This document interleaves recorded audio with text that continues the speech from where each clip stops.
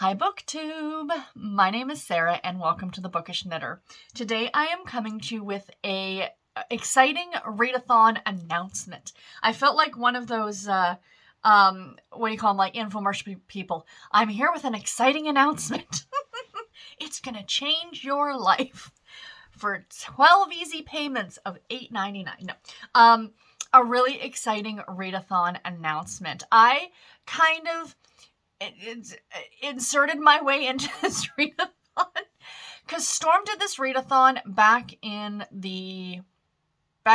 like February, I think it was, and she hosted for the whole month of February, I think it was the whole month of February, the Retro Romance Readathon, and I loved it because you guys know I love my old school category romances. They're just awesome.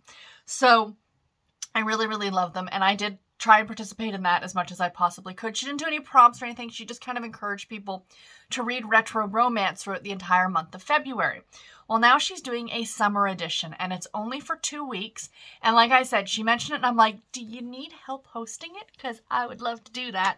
So she graciously agreed to let me kind of host with her a little bit. So again, hosted by Storm Reads. I will leave linked, of course, to her channel below. Please go and check her stuff out. So like I said, this is running for 2 weeks. The dates are very easy for me to remember. It starts on the 10th of July, which is my aunt's birthday, and it ends on the 24th of July, which is my wedding anniversary. So it's running for 2 weeks. We do have a bingo board. The two of us came up with some prompts together. Here's a copy of the bingo board that I made up. And there is a link in the description box below if you want to go and get a copy of this for yourself. So like the goal is that you don't have to read all 9 prompts. I'm going to say you can double up. I think that's perfectly fine if you want to double up, whatever. But the goal is to get like a bingo. So like either 3 down or 3 across or diagonal. So essentially like to read 3 books, or if you could find one book that fits like all 3, winner, chicken dinner. Go for it. You know what I mean? So the prompts, I'm going to go through all the prompts. I'm not going to share with you any books that I have picked. Stay tuned.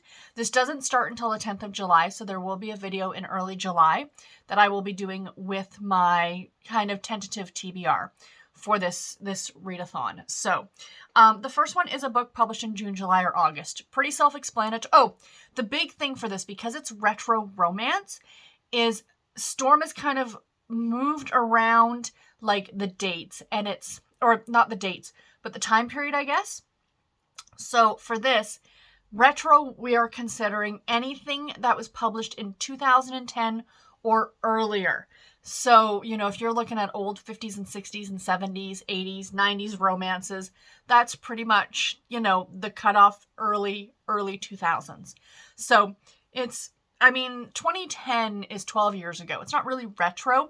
What we're really pushing for is the older the better, but will allow you to go up as high as 2010. So, and allowing is like loose. You guys read romance in the summertime because it's the best time.